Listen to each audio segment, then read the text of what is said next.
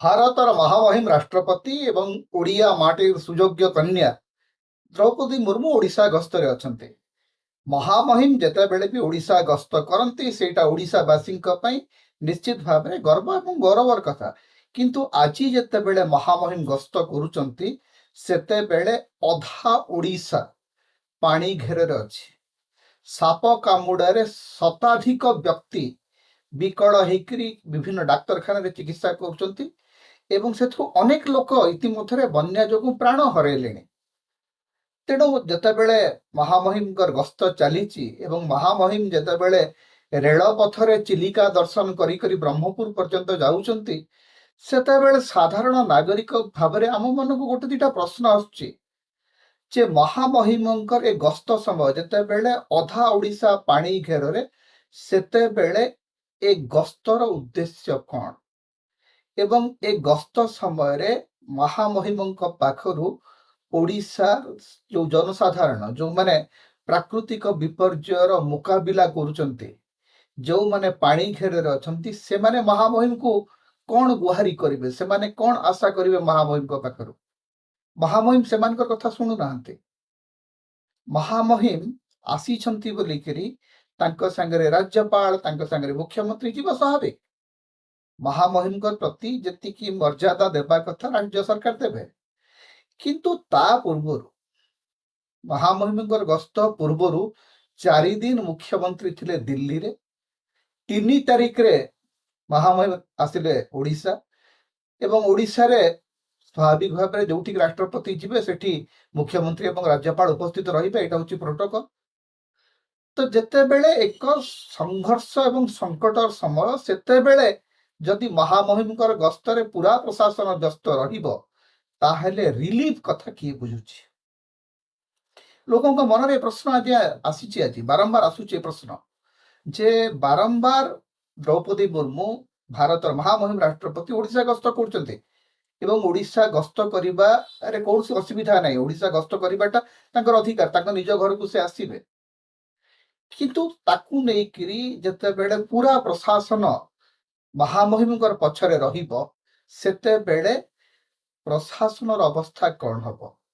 ଯେଉଁମାନେ ପ୍ରଶାସନର ରିଲିଫକୁ ଅପେକ୍ଷା କରିକି ବସିଛନ୍ତି ସେମାନେ ସବୁଠି ହାହାକାର ଅବସ୍ଥାରେ ଅଛନ୍ତି। ଏବଂ ସବୁଠୁ ଗୋଟେ ଚିନ୍ତାର ବିଷୟ ଯେ ମହାମହିମ ରାଷ୍ଟ୍ରପତି ଅତ୍ୟନ୍ତ ସାଧାରଣ ପରିବାରରୁ ଆସିଛନ୍ତି। ଗୋଟେ ଗରିବ ଆଦିବାସୀ ପରିବାରରୁ ସେ ଆସିକରି ଭାରତ ରାଷ୍ଟ୍ରପତି ହେଇଛନ୍ତି। ତେଣୁ ଆମେ ଆଶା କରିବୁ ଯେ ମହାମହିମ ସାଧାରଣ ଜନତାର ଦୁଃଖ ବୁଝିବେ, ସାଧାରଣ ଜନତାର ଯନ୍ତ୍ରଣା ବୁଝିବେ। କିନ୍ତୁ ମହାମହିମଙ୍କର ଯୋଉ ଗସ୍ତ ବିବରଣୀ ଆମେ ଦେଖୁଛେ ସେ ଗସ୍ତ ବିବରଣୀରେ ସେଇ ପୁରୁଣା ରାଜକୀୟ ଢାଞ୍ଚା ହିଁ ଅଛି। ଯେମିତି ରାଜା ରାଣୀ ମାନଙ୍କର ଗସ୍ତ ଯେମିତି ଥିଲା ଯେ 2 ଘଣ୍ଟା ପାଇଁ ଆପଣ ଭୁବନେଶ୍ୱରରୁ ବ୍ରହ୍ମପୁର ଗସ୍ତରେ ଯିବେ। ଗୋଟେ ରେଳ ଗାଡି ଆପଣଙ୍କ ପାଇଁ ସ୍ୱତନ୍ତ୍ର ଭାବରେ ଆୟୋଜିତ ହେଇଛି। ରେଳ ଗାଡିକୁ ପୁରା ମହାରାଣୀ ଭଳିଆ ସଜା ଯାଇଛି। ରେଳ ପଥରେ ସାଧାରଣ ଜନତାର ଯିବା ଆସିବାକୁ ବାରଣ କରାହେଇଛି।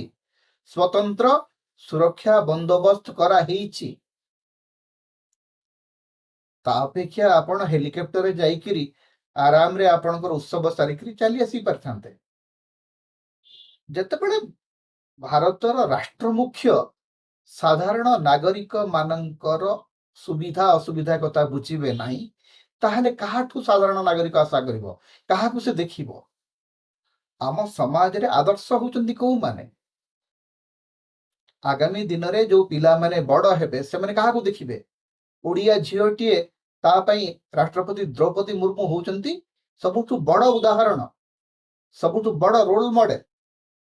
ଏବଂ ସେଇ ରୋଲ ମଡେଲ ମାନେ ଯେତେବେଳେ ଗଣତାନ୍ତ୍ରିକ ଶାସନ ବ୍ୟବସ୍ଥାରେ ଗଣତାନ୍ତ୍ରିକ ଆଚରଣ କରିବା ପରିବର୍ତ୍ତେ ରାଜକୀୟ ଆଚରଣ ପ୍ରଦର୍ଶନ କରିବେ ତାହେଲେ ଲୋକମାନଙ୍କ ମନରେ ସାମାନ୍ୟ ଶଙ୍କା ଆସିବ ଯେ ଆମର ଗଣତାନ୍ତ୍ରିକ ଦେଶରେ ଏଇ ଯୋଉ ରାଜକୀୟ ବ୍ୟବସ୍ଥା ରାଷ୍ଟ୍ରପତି ଏବଂ ରାଜ୍ୟପାଳ ମାନଙ୍କର ଯୋଉ ରାଜକୀୟ ଠାଣି ମାଣି ଏବଂ ଚାଣି ଏଇଟା କେତେ ଦିନ ରହିବ?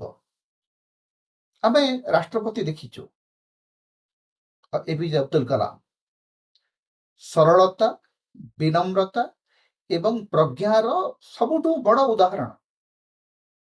ରାଷ୍ଟ୍ରପତି ଥିବା ସମୟରେ ମଧ୍ୟ କଲାମ ସାହେବଙ୍କୁ ଦେଖା କରିବାକୁ ଲୋକ ଠିଆ ହେଇକି ରହୁଥିଲେ। ମୁଁ ଦେଖିଛି ଓଡ଼ିଶାକୁ ଯେତେ ଥର ଏପିଜେ ଅବଦୁଲ କଲାମ ଆସିଛନ୍ତି, ସ୍ୱାଭାବିକ ଭାବରେ ହଜାର ହଜାର ଲୋକ ତାଙ୍କୁ ଦେଖା କରିବା ପାଇଁ ରାସ୍ତାରେ ଠିଆ ହେଇଥାନ୍ତି ଏବଂ ତାଙ୍କର ଉଚ୍ଚାରଣରେ, ଆଚରଣରେ, ତାଙ୍କର ଗସ୍ତରେ କେଉଁଠି ଗୋଟେ ରାଜକୀୟ ବିଳାସ ନଥିଲା। କିନ୍ତୁ ମହାମହିମ ଦ୍ରୌପଦୀ ମୁର୍ମୁ ସାଧାରଣ ପରିବାରରୁ ଆସିଥିଲେ। ଆମେ ଆଶା କରୁଥିଲୁ, ମାନେ ଓଡ଼ିଶା କ୍ଷେତ୍ରରେ ଯେତେବେଳେ ଓଡ଼ିଶାରେ ଏତେ ବଡ଼ ଗୋଟେ ବିପର୍ଯ୍ୟୟ ଘଟିଛି ଏବଂ ଏତେ ବଡ଼ ଗୋଟେ ବିପର୍ଯ୍ୟସ୍ତ ଅବସ୍ଥା ଘଟିଛି, ସେତେବେଳେ ଅନ୍ତତଃ ମହାମହିମଙ୍କର ଗସ୍ତ ଏଇ ସମୟ ପାଇଁ ଅନାବଶ୍ୟକ। କାରଣ ଏଇ ସମୟ ପାଇଁ ପ୍ରଶାସନର ସବୁଠୁ ବଡ଼ ଆବଶ୍ୟକତା ହେଉଛି ରିଲିଫ ଯୋଗାଣ। ଆଜ୍ଞା, ଯାଜପୁର ଜିଲ୍ଲାର ଅନେକ ଗାଁରେ ପାଣି ଛାଡ଼ି ନାହିଁ। ଯେଉଁ ଗାଁ ଗୁଡ଼ିକରେ ପାଣି ଛାଡ଼ି ଗଲାଣି, ସେ ଗାଁ ଗୁଡ଼ିକରେ ହଇଜା ଆସନ୍ନ। ଗତ 2 ବର୍ଷ ହେଲାଣି ପୁରୀ ଜିଲ୍ଲାର କଣାସ ଅଞ୍ଚଳରେ ବହୁ ପରିମାଣରେ ଲୋକ ହଇଜା ଆକ୍ରାନ୍ତ ହୋଇକରି ପ୍ରାଣ ହରାଉଛନ୍ତି। ତ ସେଇ ଏମିତି ଗୋଟେ ଘଡ଼ିସନ୍ଧି ମୁହୂର୍ତ୍ତରେ ଯେତେବେଳେ ପ୍ରଶାସନ ସତର୍କତାର ସହିତ ଲୋକଙ୍କ ପାଖରେ ପହଞ୍ଚିବା ଦରକାର, ଲୋକଙ୍କ ପାଇଁ କାମ କରିବା ଦରକାର, ସେତେବେଳେ ଯଦି ମହାମହିମଙ୍କର ସେବାରେ ପୁରା ପ୍ରଶାସନ ଲାଗିଯିବ, ତାହେଲେ ତାର ସବୁଠୁ ବଡ଼ ଅସୁବିଧା ଲୋକେ ଭୋଗିବେ ଏବଂ ଲୋକ ଭୋଗୁଛନ୍ତି। ମହାମହିମଙ୍କର ଗସ୍ତରେ ସାଧାରଣ ଜନତା ଲାଭ ପରିବର୍ତ୍ତେ, ସାଧାରଣ ଜନତା ଗୌରବ ବୋଧ କରିବା ପରିବର୍ତ୍ତେ ସିଏ ଦେଖୁଛି ଯେ ସେ ଶଙ୍କାଗ୍ରସ୍ତ ହେଇଯାଉଛି ଯେ ମହାମହିମଙ୍କର ଯୋଉ ବାରମ୍ବାର ଓଡ଼ିଶା ଗସ୍ତ, ସେଇଟା ସାଧାରଣ ଓଡ଼ିଆକୁ ଏବଂ ସାଧାରଣ ଓଡ଼ିଆର ଜନଜୀବନକୁ ବାରମ୍ବାର ପ୍ରଭାବିତ କରୁଛି। ତେବେ ଆମେ ବିଲକୁଲ ଏ କଥା କହିପାରିବା ନାହିଁ ଯେ ମହାମହିମ ରାଷ୍ଟ୍ରପତି ଓଡ଼ିଶା ଗସ୍ତରେ ଆସନ୍ତୁ ନାହିଁ। ଓଡ଼ିଶା ତାଙ୍କର ମାଟି, ଓଡ଼ିଶାର ଝିଅ ସେ, ଓଡ଼ିଶା ତାଙ୍କର ଘର, ଓଡ଼ିଶାକୁ ଆସିବା ତାଙ୍କର ଅଧିକାର। କିନ୍ତୁ ସେ ଓଡ଼ିଶାର ଝିଅ ହେଇକରି ଆସିବା ଦରକାର।